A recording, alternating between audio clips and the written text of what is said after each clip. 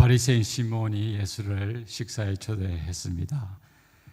점잖은 사람들이 좌정하고 담소를 나누면서 파티의 분위기는 점점 무르익어 갔습니다. 이제 맛있는 만찬만 나오면은 파티의 분위기는 절정에 이를 즈음이었습니다. 그때 갑자기 초대받지 않는 한 여인이 불쑥 파티장에 나타났습니다. 이 여인은 무사람의 당황한 시선을 아랑곳하지도 아니하고 예수님이 계신 곳으로 나아갔습니다.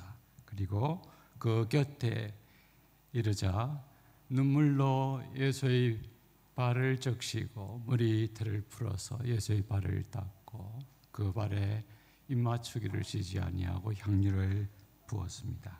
졸지에 일어난 이 사건은 많은 사람들에게 황망한 일이 아닐 수 없었습니다. 점잖은 사람들이 모여있는 곳에 초대받지 않은 한 여인이 나타나서 이런 회개한 짓을 벌였기 때문이었습니다.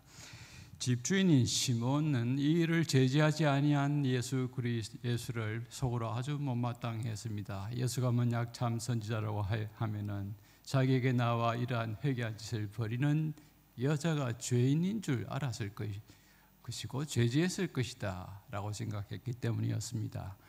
우리 주님이 시몬의 이러한 마음을 모르실 리 없으셨겠죠. 주님은 당장 시몬에게 500데나리온 탕감받은 자와 50데나리온 탕감받은 자의 비율을 던지셨습니다. 그리고 이 둘 중에 누가 더 탕감해 준 자를 사랑하겠느냐라고 물었습니다. 그러자 시몬은 마지못해서 더 많이 탕감받은 자니다라고 대답했습니다. 주님은 이 대답을 듣자 바로 이 여인을 가리키면서 시몬에게 이렇게 말했습니다. 그녀의 많은 죄가 사하여졌도다. 이는 그의 사랑함이 많음이라. 그리고 난 뒤 사함을 받은 일이 적은 자는 적게 사랑하느니라 라고 말했습니다. 이것이 오늘 우리가 읽었던 본문의 핵심 내용입니다. 저는 근래에 이 부분을 새벽에 묵상을 하는 가운데 쭉 읽어 나가다가 본문의 47절 말씀에 딱 부딪혔던 적이 있습니다. 그의 많은 죄가 사하여졌도다. 이는 그의 사랑함이 많음이라. 사함을 받은 일이 적은 자는 적게 사랑하느니라.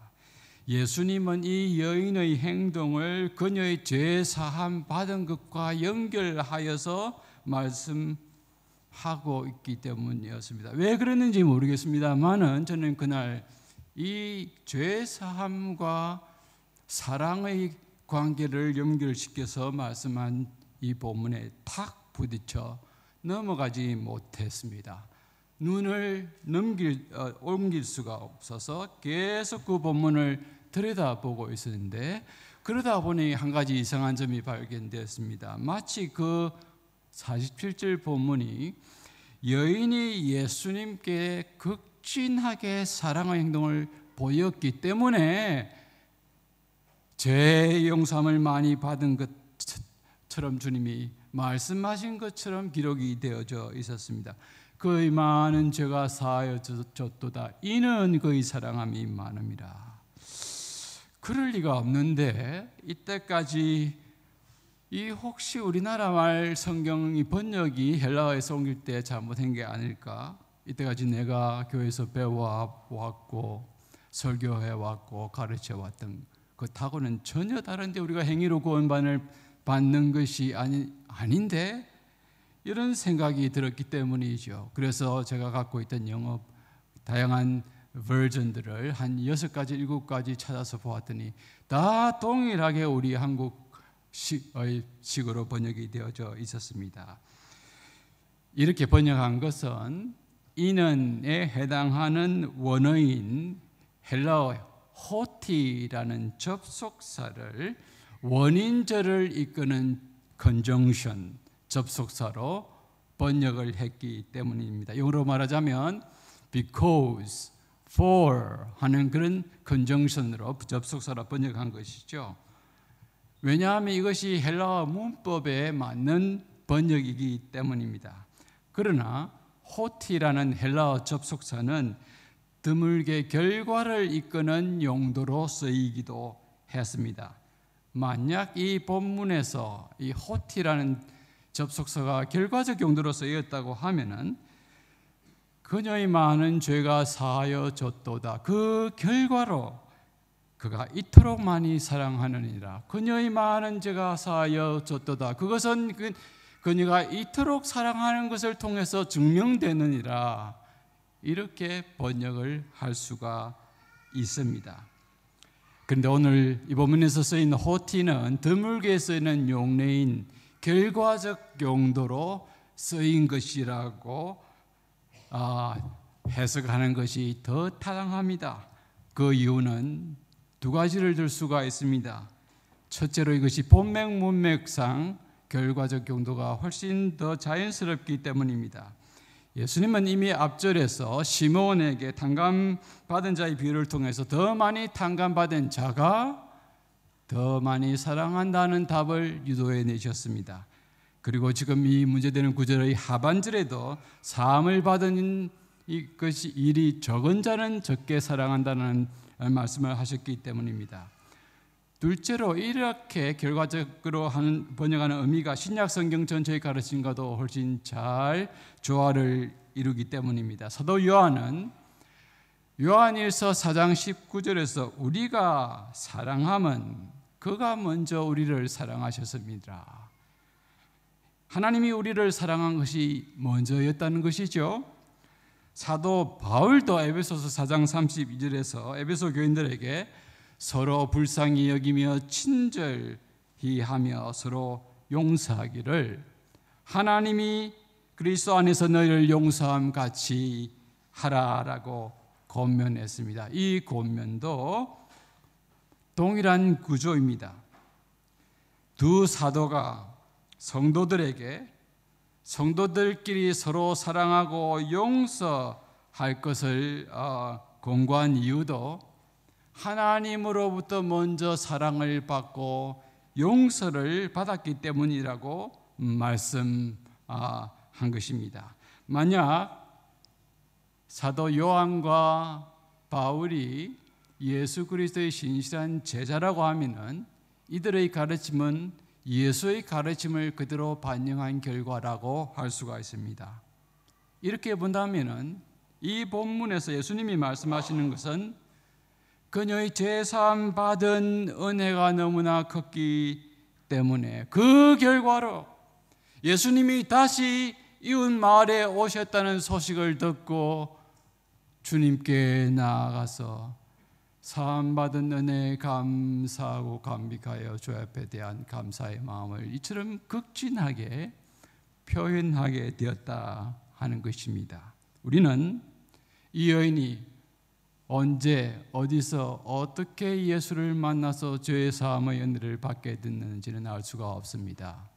성경이 그것까지 기록해 놓고 있지 않기 때문입니다. 그러나 하나 분명한 것은 이 여인은 이미 예수를 만나서 죄 용서함의 은혜를 받았고 그 은혜에 늘 감사하며 감격한 마음을 갖고 있었는데 주님이 옆에 마을에 다시 오셨다는 소식을 듣고 주 앞에 달려가서 이렇게 당신이 받은 감사와 감격을 극진하게 이런 행위로 표현하게 되었다 하는 것입니다. 그렇다면 바리새인 시몬은요? 시몬은 예수를 식사에 초대했지만 예수님이 들어오실 때 발 씻을 물조차 떠다 드리지 않았습니다. 그러면 시몬은 죄 사함 받은 은혜를 누리지 못했다는 말입니까? 아니면 받긴 받았어도 지극히 미미하게 받았다는 말일까요? 종교 지도자인데요. 종교 지도자인데 이런 은혜의 처음 없이도 그런 종교 지도자 행세를 할 수가 있다는 말일까요? 저는 그날 아침 본문을 읽어 나가면서 이렇게 질문을 해보게 되었습니다. 그런데 그럴 수 있겠구나. 오래 걸리지 않아서 이런 결론에 이르게 되었습니다. 바리새인은 늘 율법을 읽고 연구하고 묵상하고 그것을 회당에서 가르치는 사람이었습니다. 정기적으로 율법에서 명령하는 대로 구제하고 규칙적으로 구제한 것을 모아서 금식하고 금식한 것을 모아서 구제에 힘쓰는 사람이었습니다. 사람들로부터 종교적인 인물, 경건한 인물, 인정받고 존경받는 사람이었습니다. 바리새인은 이런 생활을 규칙적으로 일상적으로 해왔기 때문에 정작 자기 자신이 나도 죄는 짓지, 그러나 가슴을 치면서 회개할 만한 그런 몹쓸 짓은 짓지는 않아, 나는 그런 사람은 아니야 하고 생활하기가 쉽지가 않았겠습니까? 시몬을 생각해 보니 갑자기 저 자신이 섬뜩해졌더랬습니다. 나는 어떠한가? 나도 시몬과 흡사하지 않은가 하는 생각 때문이었지요. 이런 생각을 하고 저 자신을 실제로 들여다보니 시몬과 정말 유사한 점이 너무나 많았습니다. 어릴 때부터 기도 많이 하는 조모님과 함께 방을 쓰면서 조모님의 영향을 많이 받으며 어린 시절을 보내었습니다. 기도 많이 하시는 어머님 늘 곁에서 보면서 자랐습니다. 일제시대 신자 참배 반대 운동을 하시다가 체포되어 툭 뛰어서 고초를 지내시고 하나님의 은혜로 추록하신 한상동 목사님이 개척하고 심호하셨던 참일교회에서 어린 시절을 보내었습니다.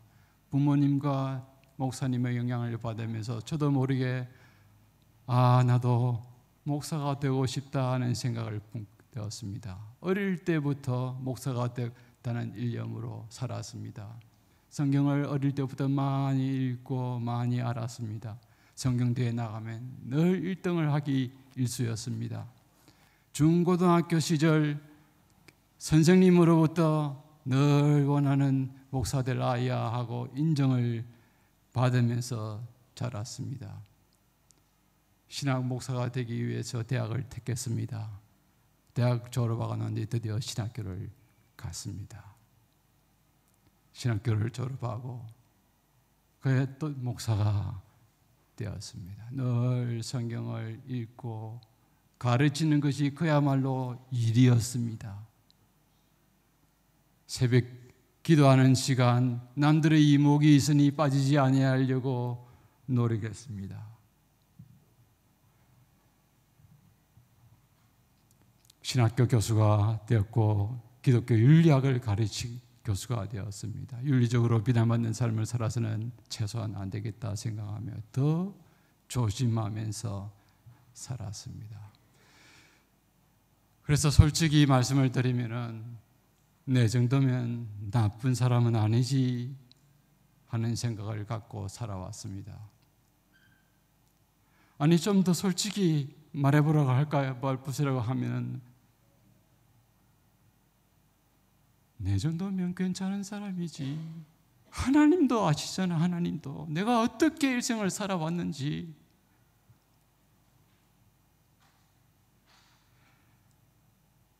성도 여러분, 여러분 어떻습니까? 혹시 저처럼 나는 죄인은 죄인이지만 그처럼 없을 죄인은 아니야 이렇게 생각하며 그렇게 살고 계시지는 않습니까? 그것은 그만큼 우리가 부패해 있다는 것을 잘 드러내주는 증거입니다. 일찍이 종교개혁자 칼빈은 인간은 스스로 자기를 어렵다고 생각하는 경향을 가지며 산다라고 말했습니다. 그 이유는 두 가지인데 하나는 본성상 교만하여서 자기를 어렵다고 스스로 기만하며 살기 때문이고 둘째는 이 세상의 기준이 오염되어 있는데 자기 자신의 행동을 이 세상 기준에 비추어 보고 산다는 것이죠. 그래서 나쁘지 아니하면은 이내 좋은 것, 도덕적인 것, 어려운 것으로 생활하기 때문이라는 것이죠. 그래서 칼빈은 인간은 하나님 앞에 자기 자신을 세워보지 않는 얼마나 자기가 더럽고 부패한 자인가 하는 것을 깨달을 수 없다는 거 말했습니다. 하나님의 의가 드러나 있는 율법의 거울 앞에 자기를 세워보지 않는 한 자기가 얼마나 부패한 자인가 하는 실상을 깨달고 볼 수 없다고 말했습니다. 바리새인은 늘 자신의 주위 사람과 비교해 보았습니다. 스스로 어려운 사람으로 생각하며 살았습니다. 성도 여러분, 오늘 우리는 혹시 바리새인처럼 살고 있지는 않습니까? 자신의 실상을 제대로 보지 못하기 때문에 하나님의 긍휼을 간절히 간구하지 않으며 살고 있는 것이 아닙니까?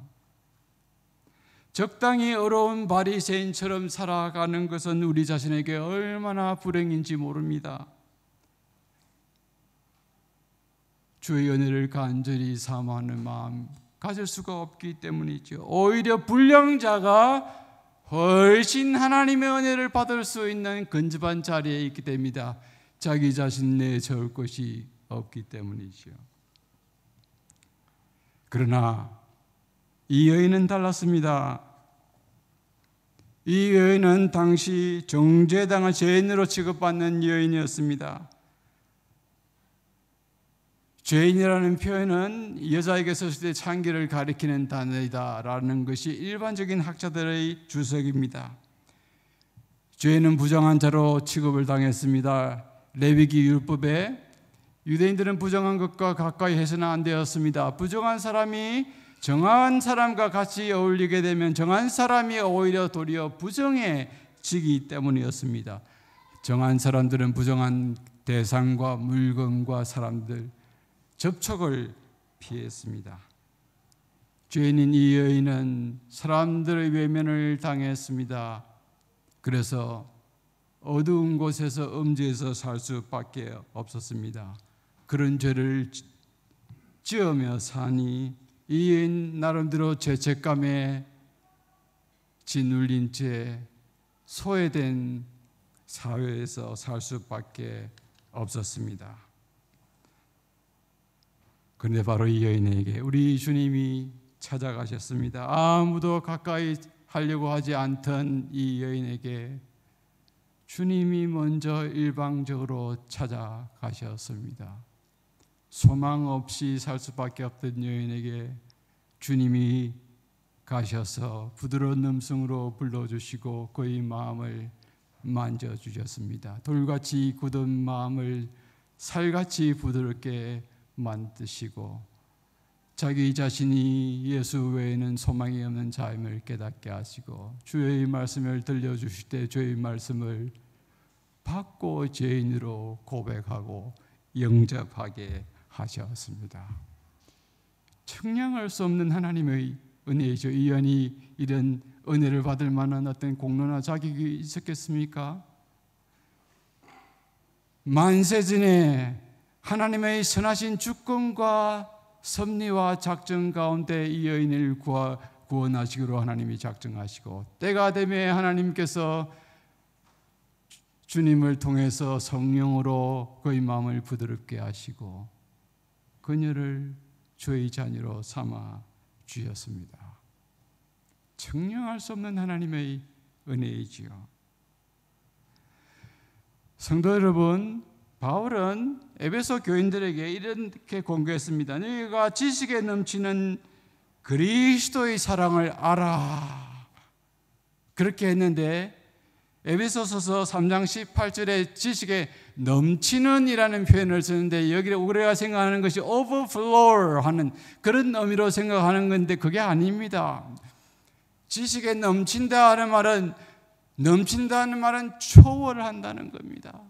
우리의 지식으로는 도저히 이해할 수 없는 것이 그리스도의 사랑입니다. 왜 나 같은 것을 주님이 사랑하여 주시고 예수 믿게 하시고 하나님의 자녀가 되게 하시는가? 이것은 우리의 지식으로서는 이해할 수 없는 청량할 수 없는 하나님의 신비의 사랑입니다. 이 여인은 예수 그리스도의 사랑을 받게 되었습니다. 그리스도 밖에 살았던 이 여인이 예수를 만나서 죄 용서함을 받고 그리스도 안에 들어와 새로운 삶을 살게 되었습니다. 그랬더니 근원적인 불안에서 벗어나게 되었습니다. 생명의 주님으로부터는 참 안위를 맛보게 되었습니다. 사도 바울은 로마서 4장 6절 7절에서 일한 것이 없이 값없이 하나님께로부터 어렵다 함을 받은 자의 복을 시편을 인용하면서 노래한 바가 있습니다. 불법이 사함을 받고 그 죄의 가려짐을 받은 사람은 복이 있도다. 이 여인은 예수를 만나서 죄 용서함을 받고 죄의 결박에서 자유하게 되었습니다. 인생 역전이 다른 것이 아닙니다. 수십 대 1의 한국으로 치면은 경쟁률을 가진 신도시 아파트에 분양 당첨되는 것이 인생 역전이 아닙니다. 그리스도 밖에 살고 영원히 죽을 수밖에 없는 인생이 예수 그리스도를 만나서 죄 사함의 은혜를 받고 그리스도 안에 들어와 세상에 주지 못하는 참 안위를 맛보며 살 수 있게 된 이것이 바로 인생 역전입니다. 이 여인은 주님을 만나서 죄의 사함의 은혜를 받고 난 뒤 그의 삶이 완전히 변하게 되었습니다. 슬픔이 기쁨으로, 절망이 소망으로 변하게 되었습니다. 성도 여러분, 우리 인생은 본래 하나님을 떠나서는 참 안위를 누릴 수 없도록 창조된 존재입니다. 우리가 볼 때 우리 주위에 잘 갖춰진 사람들이 들어있지요. 아, 저 사람 같으면 정말 행복할 거야 라고 생각이 드는 사람이 있습니다. 그러나 우리 목사들은 너무나 잘 압니다. 그런 사람은 이제 10명 중에 9명 반은 다 불행합니다. 다 나름대로의 문제를 갖고 고민과 갖고 살고 있습니다. 이 세상의 것, 성공, 명예에 집착하며 사는 사람은 그것 때문에 불안하게 마련입니다. 굶어지지 못할까, 이르지 못할까 불안하고, 도달하게 되면 손에 쥐으면 그것이 날아가지 아니할까 불안하게 마련입니다. 이것이 하나님을 떠난 인간이 지닌 근원적인 불안입니다. 비참함이죠. 하나님 안에 들어와야만 인생은 비로소 참 평안이 있을 수 있습니다. 이것이 어거스틴이 고백한 바입니다. 그런데 이 여인은 예수를 만나 죄 사함을 받고 주의 긍휼을 얻게 되니 참 자유를 맛보게 되었습니다. 그렇게 되니 그러한 자유와 죄 사함의 은혜를 베푸신 주님께 어떤 것을 바쳤으라도 어떤 행동을 했으라도 감사하고 주님을 영화롭게 하고 싶었습니다. 보십시오. 이 여인은 예수가 옆 동네에 왔다는 말을 듣고 주님께 나와서 눈물로 예수의 발을 적시고 그 발을 머리를 풀어서 닦고 입맞추기를 쉬지 않고 그 발에 값비싼 내음이 진동하는 향유를 부었습니다. 자기가 가진 모든 것을 들여서라도 주님을 영화롭게 하고 싶었기 때문이었습니다. 성도 여러분, 오늘 우리에게 이러한 감사가 있습니까? 날 구원해 준 주님을 생각만 해도 마음이 울컥합니까? 내같이 더러운 것을 주께서 구원하여 주셨다. 제가 어린 시절 저희 교회 목사님이었던 한상동 목사님은 종종 설교 시간에 내같이 더러운 것을, 그 성자 같은 분이 그렇게 말하시곤 했습니다. 내같이 더러운 것을 주님이 값없이 구원하여 주셨다. 생각만 해도 콧등이 시큰합니까? 오늘 우리에게 이런 마음이 없다면 우리 심령에 뭔가 고장이 난 것입니다. 하나님께서 우리에게 은혜를 주시려고 하면은 일반적으로 그 전조가 있기 마련입니다. 우리 심령에 먼저 애통하는 마음을 주십니다. 자신의 더러움과 피폐함을 보게 하십니다. 낭망하게 만드십니다. 그래서 하나님의 긍휼을 바라보게 만드십니다. 우리의 이런 고장난 마음에 주께서 애통한 마음을 회복시켜 주시기를 간구하십시다. 1970년, 71년으로 기억이 납니다마는 제가 국민학교 5학년 때였던 걸로 기억이 납니다. 부산역 광장에서 미국 선교사들이 와서 부흥 집회를 한다 하는 말을 친구로부터 전해 들었습니다.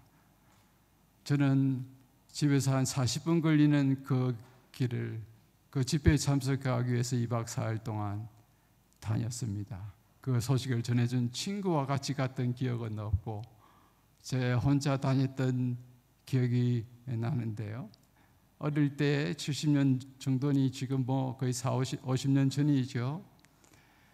운동회 할 때 천막을 본 건 기억이 나지만 그때 그곳에 가서 본 천막은 엄청난 대형 공기로 이렇게 부양을 하는 천막이었는데 그 안에서 집회에 참석했습니다. 어릴 때부터 예수를 믿고 자랐지만은 그러나 이 집회를 통해서 선교사님들이 통역으로 들려지는 선교사님 뭐 메시지가 대단했겠습니까? 네, 그 집회를 통해서 주께서 그의 피로 내 죄를 속량하여 주셨다 하는 구속의 도리를 아주 뜨겁게 참 깨닫고 체험하게 되었습니다. 많은 것들은 생각이 나지 않습니다만은 하나는 분명하게 생각이 납니다. 그 구원의 감격을 노래하고 찬송 가사를唱하는 가사가 있는 이 찬송가 그 집회에서 부르고 배웠던 생각이 납니다. 나 같은 죄인이 용서함 받아서 주 앞에 옳다 모듬은 확실히 믿기는 어린 양 예수의 그 피로 속죄함 얻었네. 속죄함 주 예수 내 죄를 속했네. 할렐루야 소리를 합하여 함께 찬송하세. 그 피로 속죄함 얻었네. 구속함 대속의 은혜, 구원의 은혜 받은 그 기쁨과 감격 그대로 표현되어 있는 이 찬송이지요. 저는 얼마나 구원받은 은혜가 감사하고 감격스럽던지 40분 정도 되는 돌아오는 길 내에서 주위 사람이 들을까 봐 나지막하게 계속 이 찬송을 부르면서 돌아왔던 기억이 있습니다. 성도 여러분, 어린 아이라 하더라도 구원의 은혜를 깨닫고 감사하게 되면 정말 주 앞에서 일생을 드리고 싶은 마음으로 갖게 되고 감격하며 찬송하게 됩니다. 삶의 마지막 단계에 들어있는 노약자라 하더라도 구속의 은혜를 깨닫게 되고 감격하게 되면 일생을 남은 일생 주님을 더 영화롭게 하는 삶을 살다가 주 앞에 가야겠다는 마음을 갖게 됩니다. 오늘 우리들에게 이러한 구원의 은혜에 대한 감사와 감격이 우리 성도들에게 회복되기를 바랍니다. 마지막으로 한 가지, 정말 제가 이 본문을 읽으면서 위로가 되었던 것은 이때까지 했던 그 내용도 그렇지만 우리 예수님이 바리새인 시몬의 초대에 응하셨다 하는 것입니다. 주님이 바리새인이 자기를 대접하려고 초대하지 않은 것 모르셨겠습니까? 자기가 어떤 사람인가를 파악하기 위해서 초대한 것 우리 주님이 모르셨겠습니까? 다 아셨음에도 불구하고 그 초대에 응하셨습니다. 왜요? 바리새인 시몬까지 예수 그리스도를 영접하며 거듭난 삶에 대한 감사로 감격하며 주를 우르르 몰려다니며 주 앞에 헌신하며 따라다니는 제자들과만 그 성도들과 같이 시몬도 그러한 거듭난 삶으로 참여하고 주를 위해서 살아가기를 바랐던 주님의 마음 때문이었습니다. 여기에 우리의 희망이 있습니다. 바리새인처럼 매너리즘에 빠져서 그냥 무원둥이 신앙이처럼 그저 그렇게 살아가는 우리들에게 주님은 이 거듭난 여인처럼 그렇게 살기를 촉구하십니다. 오늘 이 성령으로 감동하여 기록한 이 말씀을 통해서 이 바리새인 본문, 여인의 본문을 통해서 오늘 주님이 우리에게 말씀하시는 바가 무엇입니까? 이 매너리즘에 빠져있는 우리들을 긍휼히 여기시고 여전히 우리를 사랑하시고 우리에게 이 여인과 같이 주를 뜨겁게 사랑하고 주의 영광을 위해서 살아가기를 주님은 오늘 이 본문을 통해서 우리에게 촉구하십니다. 성령을 통해서 들려주시는 이 음성을 듣고 죄 사함 받은 이 은혜 새기면서 나를 구원하여 주신 주님을 위해서 주의 영광을 위해서 이곳에서 힘차게 살아가는 그러한 복된 성도들이 되시기를 진정으로 바랍니다. 아멘. 한번 기도할까요? 한 목소리로 한번 기도하십시다. 하나님이 우리에게 베푸신 은혜 기억하면서 이 여인처럼 주님을 영화롭게 하고 주를 더 사랑하면서 살아가는 그러한 우리 자녀들 되게 하여 주옵소서. 우리 목사님 나오실 때까지 한 목소리로 한번 간절하게 기도하십시다. 하나님 아버지 감사합니다.